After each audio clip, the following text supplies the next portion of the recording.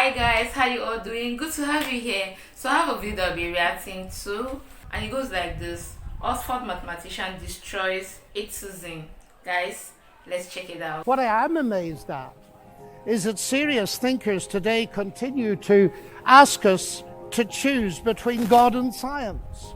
That's like asking people to choose between Henry Ford and engineering as an explanation of the motor car. What you're about to listen to is absolutely exceptional. It's John Lennox with Oxford Union making his case for God. It's extremely dense. He packs a lot into a little amount of time.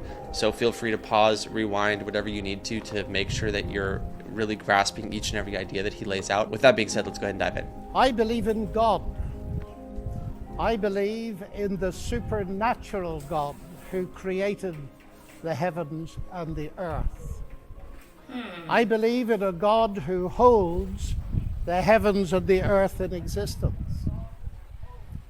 I believe that on the basis of rational evidence. And as we look at the rise of science in the 16th and 17th centuries, Alfred North Whitehead and many others commented that men became scientific because they expected law in nature, and they expected law in nature because they believed in a lawgiver. So, ladies and gentlemen, I'm not ashamed of being both a scientist and a Christian, because arguably Christianity gave me my subject. What I am amazed at is that serious thinkers today continue to ask us to choose between God and science.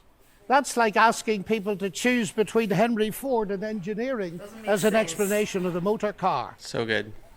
When Newton discovered his law of gravity, he didn't say, I've got a law, I don't need God. No, he wrote the Principia Mathematica, arguably the greatest work in the whole history of science.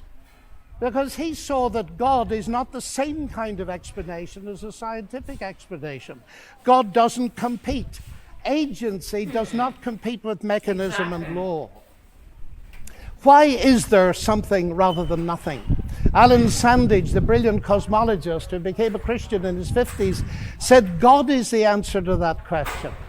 But people are now so desperate to show that the universe created itself from nothing, which seems to me to be an immediate oxymoron. If I say X created Y, I'm assuming the existence of X to explain the existence of Y. If I say X created X, I'm assuming the existence of X to explain the existence of X, which simply shows that nonsense remains nonsense even if high-powered scientists utter it. That might be worth rewinding in case you missed it the first time. That is such a good point. It reminds me a little bit of G.K. Chesterton, who said, "It is absurd to complain that it is unthinkable for an unthinkable God to make everything out of nothing, and then to pretend that it is more thinkable that nothing should turn itself into everything." The heavens declare the glory of God, says the ancient psalm. And we've unraveled a bit of that, seeing the fine-tuning of the fundamental forces of nature. It's something that's so striking to scientists that it demands explanation. And it seems to me that Arno Penzias hit it right. He is the Nobel Prize winner who discovered the microwave background on which a lot of the evidence for the Big Bang is based. He said astronomy leads us to a unique event, a universe which was created out of nothing, one with the very delicate balance needed to provide exactly the right conditions required to permit life, and one which has an underlying, one might say, supernatural plan. But I want to come to what I think is one of the fundamental arguments for theism. I take it this house believes in reason. That's why we're all here. And as a scientist, I believe that the universe is rationally intelligible. That is something that has struck some of the geniuses of science as demanding an explanation. Einstein said the only incomprehensible thing about the universe is that it's comprehensible. And Wigner talked about the unreasonable effectiveness of mathematics. How is it that a mathematician thinking in her head in here can come up with equations that seem to fit the universe out there? Well, how is it indeed? Because the irony of the atheist position here is evident. My atheist friends, and I have many of them, tell me that the driving force of evolution, which eventually produced our human cognitive faculties, reason included, was not primarily concerned with truth at all, but with survival. And we all know, ladies and gentlemen, what has often happened and still happens to truth when individuals or commercial enterprises or nations feel themselves threatened and struggle for survival. The leading philosopher Alvin Plantinga of Notre Dame says if atheists are right that we are the product of mindless, unguided natural processes, then they have given us strong reason to doubt the reliability of human cognitive faculties, and therefore inevitably to doubt the validity of any belief that they produce, including their atheism. Their biology and their belief in naturalism would therefore appear to be at war with each other in a conflict that has nothing at all to do with God. Yet my atheist friends still insist that it is rational for them to believe that the evolution of human reason was not directed for the purpose of discovering truth. And yet it is irrational for me to believe that human reason was designed and created by God to enable us to understand and believe the truth. Curious logic. By contrast with that, biblical theism asserts that ultimate reality is personal and intelligent, and the reason science works, and this was the motivating force that drove the great pioneers of science, is that the universe out there and the human mind in here that does the science are ultimately the product of the same intelligent divine mind. Human beings are made, we are told, in God's image, and that means that science can be done. That makes infinitely more sense to me as a scientist than atheism does. Now let me come briefly to ethics. Ethical behavior, like rational behavior, of course, does not itself require religious belief. This is consistent with the fact that humans are created in God's image as rational moral persons. But just as I suggest that rationality cannot be explained without the existence of God, so I dare to suggest that the existence of morality cannot be explained either. As modern science sprang from Judeo-Christian sources, so did the concept of human equality. Listen to atheist Jürgen Habermas, arguably one of Germany's leading intellectuals. He said that universalistic egalitarianism, from which sprang the ideals of freedom and a collective life and solidarity, the individual morality of conscience, human rights and democracy, is the direct legacy of the Judaic ethic of justice and the Christian ethic of love. This legacy, substantially unchanged, has been the object of continual critical appropriation and reinterpretation. To this day, there's no alternative to it. Everything else is just idle postmodern talk. And it seems to me he's hitting the core of something important, because the value of a human being on which such egalitarianism rests is based not on what the human being can do, but what she's made of, or how she's made in God's image. I never forget speaking on one of my many visits to Russia to a colleague in the Academy of Sciences. And he said, "You know, John, we thought we could abolish God and retain a value for human beings. We found we couldn't, and we murdered millions of them."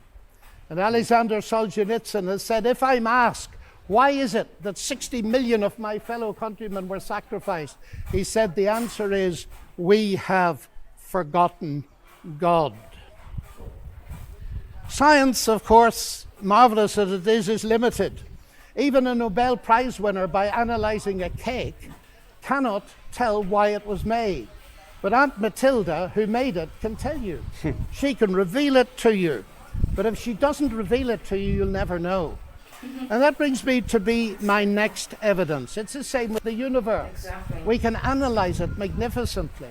But ultimately, if it has a maker, and I believe it has, only he can tell us what it's all about. And he's done so in the powerful narrative of the Bible, in particular in its analysis of the problem with humanity, not simply in terms of behavioral breakdown between people, but a vertical breakdown of trust between us and the Creator. The unique solution to that problem is not simply in terms of human ethical development, although that's very important, but in terms of something far deeper altogether. the restoration of the fractured relationship with God through the salvation he has brought through Jesus Christ. A radical relationship that empowers us to live ethically from God. And here we reach what for me is the chief evidence, not only for the existence but the nature of God. It is Jesus Christ. He it was who not only taught the golden rule but embodied it, fed the hungry, healed the sick and suffering, and welcomed society's outcasts, brought honor and respect to the marginalized and ashamed. And he's brought forgiveness and peace to multi-millions around the world. He's able to do this, of course, because though he was a man, he uniquely never was only a man, but God become human. The central evidence for this startling claim is, of course, his historical resurrection from the dead that launched Christianity in the world. This is, of course, ladies and gentlemen, a crunch issue. If Jesus rose from the dead, death is not the end and atheism is false. If Jesus did not rise from the dead, Christianity is false. And I remember at Cambridge as a student listening to the brilliant Sir Norman Anderson, a legal expert, going through forensically the evidence from his legal perspective as a brilliant lawyer. And he said at the end of it, "The empty tomb then of Jesus forms a veritable rock on which all rationalistic theories of the resurrection dash themselves in vain." Just finally now, as I read the Bible, I do not only find intellectual satisfaction, but I find a great deal of that. I sense the voice of God speaking to me. You say that's intensely personal. But ladies and gentlemen, we've been asked tonight about belief in God. And I want to strongly emphasize that God is not a theory, he's a person. And if the origination of me qua person is a personal God, then the most exciting thing really is there a possibility of getting to know God? And so I don't simply believe there is a God. I've come to know him and trust him. And I have strong reasons for doing so, because of Christ dying and rising again for me. And that has generated in me a sense of utterly unmerited forgiveness, acceptance, and peace. That has enabled me to face the ugly side of my own nature, and with God's help to do something about it. But it's enabled me to face something else. The hardest problem I face as a Christian is the problem of evil and pain. My niece getting a tumor at 22 that kills her. What do I say to my sister? And this is the hardest problem we face. But it seems to me that atheism here has no answer, because by definition, atheism believes that human death is the end, so there is no ultimate hope. But you see, ladies and gentlemen, we could stay here till midnight and beyond arguing, as has been done in this university for centuries, what a good God should, might, would, could, if not, possibly might, just could he not have done, and we'll get nowhere. So it seems to me there's another question we can ask, and it's this. Granted that life presents us with a double picture. We see some beautiful things. We see some ragged edges. We see hurt and pain, and we see joy. How can we come to terms with that? And it seems to me here is no simplistic answer, but a window into an answer, and it's this. If it is actually true that Jesus is, as I believe him to be, the Son of God, then we can ask the question, what is God doing on a cross? And the answer comes back at the very least. God has not remained distant from our human suffering, but has become part of it. And the other side of that is this. Because Jesus rose from the dead, he is going to be the ultimate judge. Now here's an irony, because atheism has no ultimate hope of justice by definition. The vast majority of people in the history of the world have died without justice and will die without justice. And if death is the end, then of course they have no hope of ultimate justice. But the promise in the New Testament, guaranteed by the resurrection of Jesus, is that he is to be the judge in the coming day. So, ladies and gentlemen, Those are some of the reasons why I believe that God is real and worthy to be trusted. Thank you. When Christians talk about God, it is personal. It's not fantasy. It's not the spaghetti monster in the sky. There is a reality of God when you have accepted him on his terms that is completely undeniable. It is as undeniable as my relationship with my wife in the other room. If you were to tell me that she's not real, I would laugh at you in the same way that if you were to tell me that God is not real. But that type of knowing is not accessible to someone who hasn't met God on his terms. There's this conceit and this arrogance that actually gets directly in the way of the knowing of God and the relationship of God. And so I just love what Lennox says here, because he starts with sort of unpacking, like, why is scientism, the philosophy of science as the only epistemology, why is that reductionistic? Then he walks into human rights, into morality, and ultimately down to the extremely personal level, which is where all of these conversations must end. So all this being said, I hope that someone listening to this, if anyone is still listening to this, appreciated that as much as I did, because I think that it's a mistake to break apart these pieces and to only talk about this, to only talk about this. A lot of my videos focus on like the moral case for God, but really it is like this tapestry where all of these threads are connected together in this, this Christian worldview, and it's when the threads are working together and you can see the whole. I think Lennox does a phenomenal job in this of beginning to reveal that picture of reality. All that being said, I hope you guys like this video, and I'll see you in the next one. Thanks. Bye. Oh wow, guys, what an eye-opening video. Like, I enjoyed every bit of it. If Professor can believe in God, who am I not to believe in God? Like, this is an eye-opener. It was a beautiful watch, to be honest, guys. Like, you don't even need evidence to know that there's God. We have evidence around us. There are evidences. Like, you can't even comprehend it. God is not a human that you can study or get to, like, start making investigations, start making research. Like, you go insane if you start doing that. Some things are unquestionable. Guys, hope you enjoyed this video as much as I did. Please can support me by watching and subscribing to my YouTube channel. See you on the next one. Be at peace with yourself. Bye bye.